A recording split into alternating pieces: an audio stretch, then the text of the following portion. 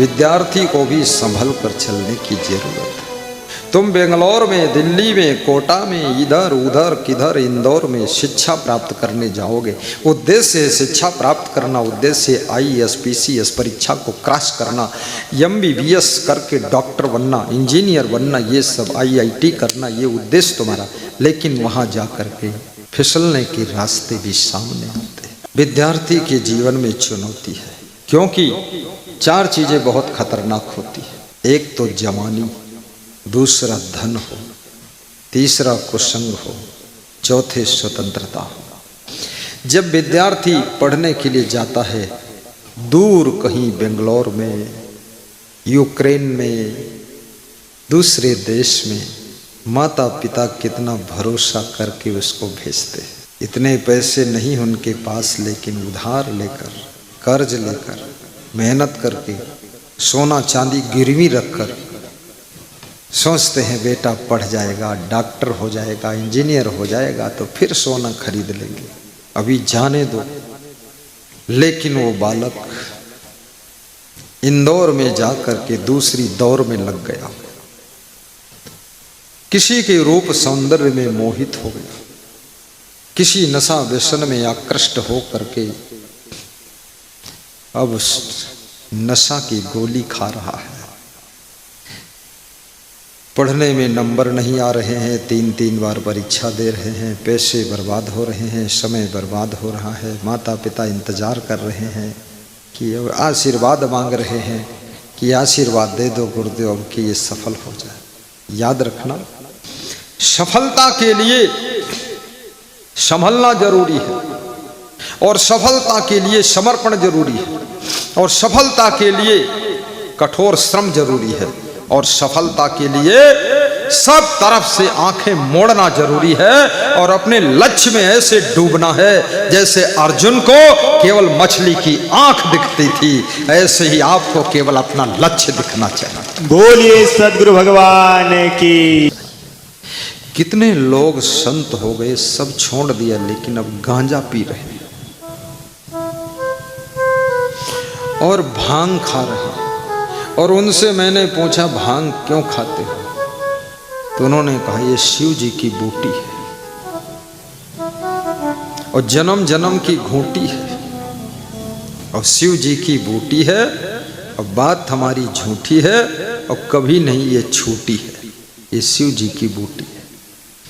तो हमने कहा शिव जी का फल धतूरा है, उसको क्यों नहीं खाते हो?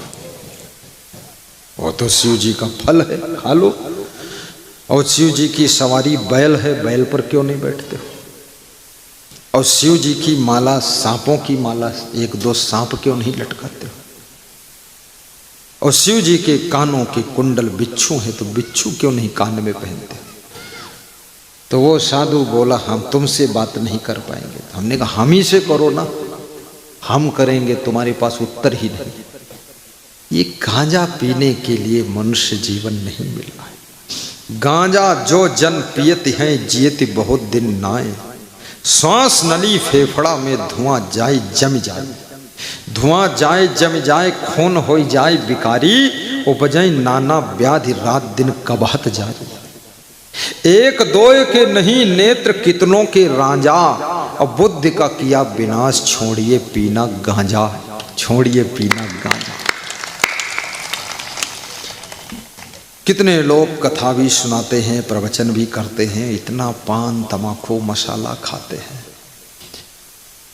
जब उनसे पूछो महाराज जी आपका नाम क्या है, तो मुंह थोड़ा ऊपर करके बोलते हैं हमारा नाम है गड़बड़ानंद है।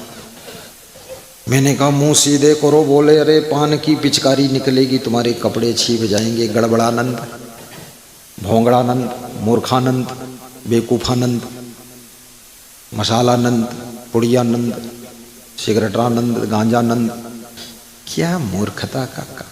साधु में कोई नशा नहीं होना चाहिए। और पथिक जी ने बहुत बड़ी बात लिखी है, चल गांजा भांग अफीम चरस, सबको तिलक लगाना प्रारंभ हो चुका है। प्रेम से तिलक लगवाना, और अगर डायरी आई हो तो अपना नाम पता मोबाइल नंबर लिख देना। डायरी चल रही है सबकी, केवल पुरुषों के नाम पता मोबाइल नंबर लेना है, माताओं के नहीं, क्योंकि ये नंबर सब नाम कलेक्शन हो रहे हैं। प्रधानमंत्री हाउस से मांग आने वाली है, कितने लोगों ने सत्संग सुना, तो शायद तुम्हारा कोई सहयोग का कार्ड भी बन सकता है वहाँ से, इसलिए नाम लिख देना।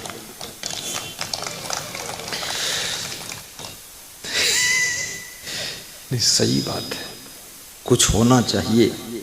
जैसे जो लोग शराब पीते हैं उनका शराब का कार्ड बना दो और राशन कार्ड उनका कैंसिल कर दो, क्योंकि शराब पीने के पैसे हैं तो राशन कार्ड की जरूरत नहीं। और जो लोग सत्संग बहुत सुनते हैं, नशा व्यसन नहीं करते हैं, तो उनका सदाचारी शाकाहारी का कार्ड बना दो और उनके नाम खाते में 1100 रुपये हर महीने में आए तो कम से कम प्रोत्साहन मिलेगा, तो लोग ज़्यादा शाकाहारी व्यसन मुक्त बनेंगे। व्यसन मुक्त का कार्ड बना दो। जो साधु बन गए, ब्रह्मचारी बन गए, जनसंख्या नियंत्रण में सहयोग कर रहे हैं, इनके नाम कार्ड बना दो। हर साधु के नाम 5100 रुपये हर महीने में आ जाए, कम से कम जनसंख्या नहीं बढ़ाया, नहीं तो 4, 6, 10 बच्चे ये भी पैदा करता तो कितना लफड़ा सब भीड़ भाड़। तो इसको पैसा दे दो भाई, कुछ तो दो। इसी चक्कर में कुछ लोग उत्साहित होकर ब्रह्मचारी बनेंगे, लेकिन अच्छे लोगों के लिए कोई पुरस्कार नहीं। यही तो है। इसलिए तो हम जैसे संस्कार वाले को भी सीएम और पीएम बनने की जरूरत है। पूरा चेंज करो। जिस ड्राइवर का कभी एक्सीडेंट नहीं हुआ उस ड्राइवर को 11,000 रुपये का वर्ष में इनाम मिलना चाहिए, क्योंकि एक्सीडेंट करता है, 50-50 लाख की गाड़ी तोड़ता है, 2-4 को मार डालता है। और जिसका 3 बार से ज़्यादा एक्सीडेंट हो गया उसका ड्राइवर का लाइसेंस कैंसिल कर देना चाहिए। बस बात खत्म। कम से कम कुछ तो प्रोत्साहन होना चाहिए। अब वहाँ कौन सिखाए, कौन समझाए? भाई मिनिस्टर आप बनते हो, सीएम पीएम आप बनते हो, मैं तुम्हें अकल बताने आऊँगा। देश कैसे चलाना है, ऐसे चलाना है। सत्संगी लोगों का एक कार्ड बन जाए, कम से कम इनका प्रोत्साहन हो। और सत्संग जहाँ भी होता है उसका पंडाल का खर्चा गवर्नमेंट दे दे, कि भाई मंडप का खर्चा गवर्नमेंट की ओर से 2 लाख रुपये। जहाँ सत्संग होगा समाज सुधरेगा, लोग सुधरेंगे। और 2 लाख अगर गवर्नमेंट ने दे दिया तो फिर सत्संग भी ज़्यादा लोग कराएंगे। फिर बचा क्या खर्चा? गुरु जी को दक्षिणा, संतों को दक्षिणा, संतों को कपड़ा, गुरु जी का कोई नहीं लफड़ा, बचा क्या? और थोड़ी बूंदी बांट दो, नुकदी बांट दो, ना बांटो तो हाथ जोड़ दो, साहिब बंदगी भाई, राम राम हरे हरे, अपने जाओ घरे घरे। प्रोत्साहन, अच्छे कार्य करने वालों को प्रोत्साहन, पुरस्कार और प्रोत्साहन सम्मान पत्र मिलना। जो पुलिस जवान अच्छा काम करता है, डिग्री भले कमजोर हो, तुरंत उसको कांस्टेबल से हेड कांस्टेबल बनाइए, हेड कांस्टेबल से एएसआई, एएसआई थे एसआई, एसआई आगे बढ़ा दो फटाक से उसको। उसके गुण योग्यता को भी देखो। जो शिक्षक टाइम टू टाइम अच्छा पढ़ाता है, सरकारी स्कूलों को मेंटेन रखता है, उसको पुरस्कृत कीजिए। और जो गड़बड़ है उसको बहिष्कृत कीजिए, जो नालायक है उसको तिरस्कृत कीजिए। हाँ, सब धान 22.5 पसेरी, पानी मिला दूध भी 50 रुपये लीटर, बिना पानी वाला दूध भी 50 रुपये लीटर। तो बिना पानी वाला दूध कौन बेचेगा? सब पानी मिलाकर बेचेंगे। अच्छा करने वालों को अलग कर लीजिए। और इस दुनिया के अंदर कितना ही सब बुरा हो चुका, गड़बड़ हो चुका, लेकिन हर क्षेत्र में, हर फील्ड में, हर विभाग में, हर मैदान में अच्छे लोग बैठे हुए हैं। इसीलिए धरती संभली हुई है सब जगह। साधु समाज के बीच में भी बड़े अच्छे अच्छे महात्मा हैं, इसलिए धर्म कर्म संभला हुआ है। लेकिन एक मछली सड़ती है, तालाब में मरती है तो बदबू पूरे तालाब से आने लगती है। कितने लोग साधु वेश में, गलती हो गई, कम हुई, ज़्यादा हुई, कुछ हुआ, ये हुआ, वो हुआ, कुछ राजनीतिकरण हुआ और पकड़ गए, ये हुआ। अब लोग समझने लगे रे सब साधु संत ऐसा ही होता, सब साधु संत ऐसा ही होता है। ऐसा नहीं होता है, ऐसा भैंसा नहीं होता। साधु संत ऐसा कैसे होता है? हर भैंस एक जैसी नहीं होती, हर गाय एक जैसी नहीं होती, हर कुत्ता एक जैसा नहीं होता है, तो हर साधु कैसे एक जैसा होगा? इतनी बुद्धि नहीं तुम्हारे पास, फालतू परिभाषा करता। दिमाग लगाइए, ये तो अपना अपना स्वभाव है, संस्कार है। याद रखना, एक घड़ी गलत टाइम बता रही, इसका मतलब सबकी घड़ियां गलत टाइम नहीं बता रही। आपके प्रदेश में आज धूप है, लेकिन उत्तर प्रदेश में आज भी बादल छाए हुए हैं। एक जैसा कहा। छत्तीसगढ़ से बात हुई हमारे प्रबंधक से, तो कह रहे थे यहां तो पंखा चलाना पड़ रहा है। अरे मैंने कहा यहां तो ठिठुरन हो रही है। देखिए, मौसम एक जैसा नहीं रहता है, हर इंसान एक जैसा नहीं होता। आपके जितने बेटी और बेटा हैं सब एक जैसे हैं। एक बेटी गुस्सा करती है, दूसरी बेटी मुस्कुराती है, तीसरी बेटी खूब झाड़ू बुहरू लगाती है, चौथी बेटी बढ़िया 56 प्रकार का व्यंजन बनाती है, और पांचवी बेटी लेटी रहती है, और छठी बेटी छत पर पड़ी रहती है, और सातवीं बेटी का ठिकाना नहीं, किधर किधर पागल बनकर घूमती है। ये तो सब बेटी अलग अलग, बेटा अलग अलग। आपके 4 बहुएं हैं, चारों बहुएं एक जैसी थोड़े।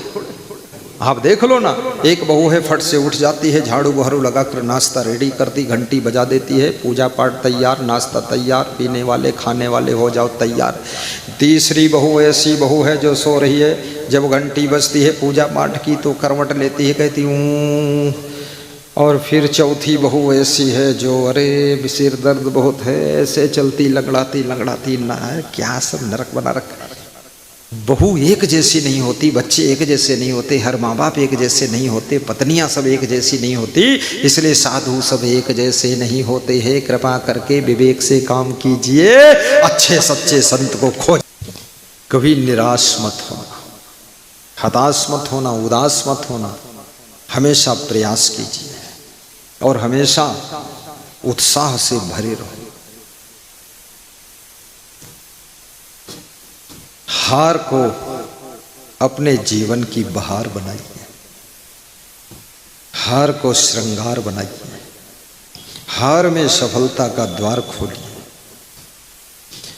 अनावश्यक चीजों में पैसा, समय, श्रम, बुद्धि खर्च मत कीजिए। चलना संभल संभल के माया नगर यही है, ये माया नगर है। उन संतों को व्यास गादी धन्यवाद देती है जो अपने साधना पथ पर प्रखरता के साथ आगे बढ़ रहे हैं। उन भक्तों को व्यास गादी धन्यवाद देती है जो अपने भक्ति के मार्ग पर अखंडता के साथ अविचल होकर आगे बढ़ रहे हैं। उन संसारियों को भी हम आशीर्वाद अपने गुरु से मांगते हैं जो अपने कर्तव्य को हजारों उतार चढ़ाव सह करके पालन कर रहे हैं। दुख में भी जो मुस्कुरा कर कर्तव्य निभा रहे हैं, उन माताओं बहनों को विशेष आशीर्वाद व्यास गादी देती है जो माताएं बहनें परिवार के लाखों झंझटों को सह करके किसी को दुख न हो इसलिए सबको खुश करने के लिए मुस्कुरा कर काम करती रहती हैं। ऐसी माताएं ही रंभा हैं, अम्बा हैं, जगदम्बा हैं, लक्ष्मी हैं और नारी के रूप में नारायणी है। उनका दर्शन मिल जाए तो भी तुम्हारे पाप कम हो जाए। कितना कष्ट सहना पड़ता है परिवार को चलाने के लिए। जिंदगी में सोचा था अगर शादी करेंगे सुख मिलेगा, बहुत लंबा कारखाना खुला है शादी के बाद, ऐसी फैक्ट्री चल रही बिना धुआं के आग लगी एक क्षण चैन नहीं। क्या हाल कहें अपने घर का, सुख साधन है लेकिन चैन नहीं।